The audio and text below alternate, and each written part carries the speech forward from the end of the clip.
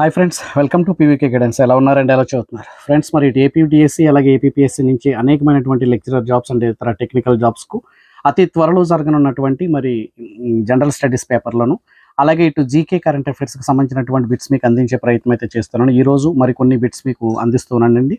ఎవరి latest bits కాబట్టి మీకు చాలా వరకు ప్రయోజనకరంగా ఉంటే ఒకసారి చూద్దాం. మొదటి బిట్టు, ఏపీ ప్రభుత్వం మత్స్యకారుల సేవలు పథకం కింద వేటకాల నిషేధ భృతిని ఎంతకు పెంచారు? ఇది గతంలో 10,000 ఉండేదండి, దీనిని 20,000కు పెంచారు. తర్వాత ఆంధ్ర విశ్వవిద్యాలయం ఎప్పుడు ఏర్పాటైంది? 1926 ఏప్రిల్ 26. అంటే ఇది శతవసంతాల వేడుకలు జరుగుతున్నటువంటి రోజు ఏప్రిల్ 26, 1926లో జరిగింది. అప్పుడు అది విజయవాడలో ఏర్పాటు చేశారండి, విశాఖపట్నంలో కాదు. నూతన జాతీయ విద్యా విధానం ఎన్ఈపి 2020 ముసాయిదా కమిటీకి అధ్యక్షత వహించి ఇటీవలే మరణించినటువంటి ప్రముఖ అంతరిక్ష పరిశోధన శాస్త్రవేత్త ఎవరు? ఇస్రో మాజీ అధిపతి కస్తూరి రంగన్ అండి.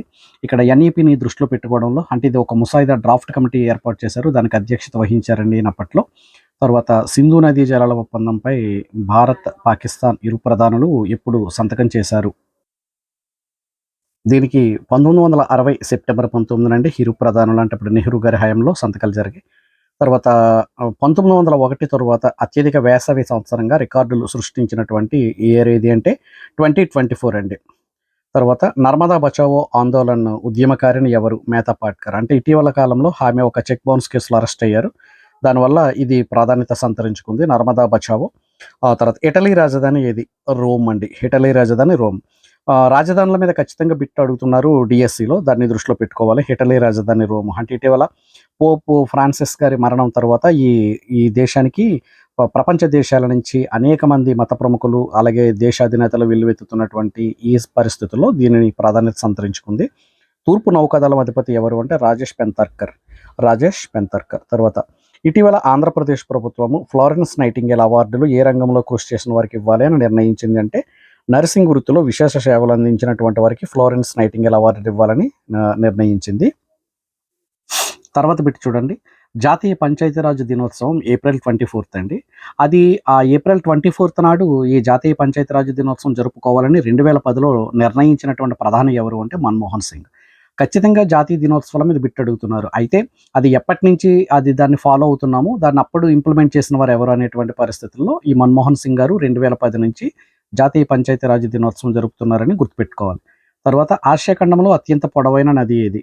ఆసియా ఖండంలో అత్యంత పొడవైన నది యాంగ్సే అండి. చైనాలో ఉంది, ఇది ఈస్ట్ చైనాలో ఉన్నటువంటిది. ఇది ఆసియా ఖండంలోనే అత్యంత పొడవైనటువంటి. ఇది ప్రపంచపరంగా కనుక ఆలోచించినట్లయితే కనుక ఇది 3వ నది అనమాట యాంగ్సే. అంటే ప్రపంచంలో అత్యంత పొడవైనది నైలు రివర్, తర్వాత అమెజాన్, తర్వాత 3వది వచ్చి యాంగ్సే, 4th మిసిసిపి వస్తుంది. తర్వాత బిట్ చూడండి, ఫిడే మహిళల గ్రాండ్ ప్రీ విజేత ఎవరు అంటే కనుక కోనేరు హంపి అండి. ఇది ఫిడే మహిళల గ్రాండ్ ప్రీ విజేత కోనేరు హంపి. తర్వాత బిట్, గ్లోబల్ భారత్ సమిట్ 2025కు ఆతిథ్యం ఇవ్వనున్న రాష్ట్రం తెలంగాణ అండి. గ్లోబల్ భారత్ సమిట్ 2025కు ఆతిథ్యం ఇవ్వనున్న రాష్ట్రం ఇదే తెలంగాణ. ఇది 450 మంది డెలిగేట్స్ వస్తూ ఉన్నారండి, 100 దేశాల నుంచి అటెండ్ అవుతూ ఉన్నారు, కాబట్టి ప్రాధాన్యత ఎక్కువగా ఉంది. తర్వాత ఇండియన్ ఇన్స్టిట్యూట్ ఆఫ్ సైన్స్ ఎక్కడుంది? బెంగళూరు అండి.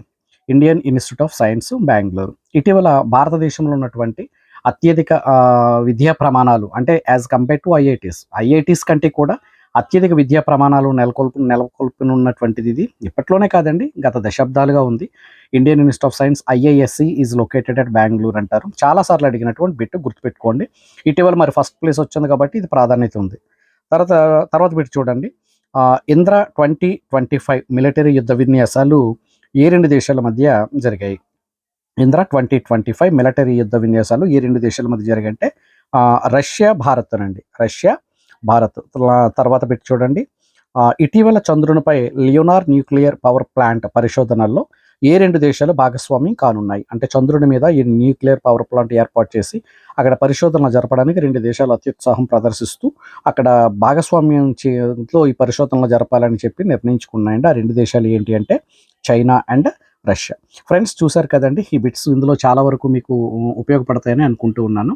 కాబట్టి కొంతమంది చాలా వరకు బిట్స్ బాగున్నాయన్నారు, కొంతమంది రాసుకుంటూ ఉన్నారు. ఒకసారి చూడండి అండి, మీరంతా బిజీగా ఉన్నా కానీ కరెంట్ అఫైర్స్కి లేటెస్ట్ బిట్స్ అడుగుతారు. ఎందుకంటే ఆన్లైన్ ఎగ్జామ్స్ కదండి, త్వరలో జరగబోయేవి.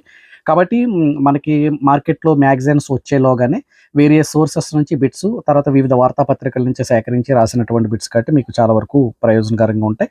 సదా మీ విజయాన్ని ఆకాంక్షిస్తూ I wish you all the best. Thank you.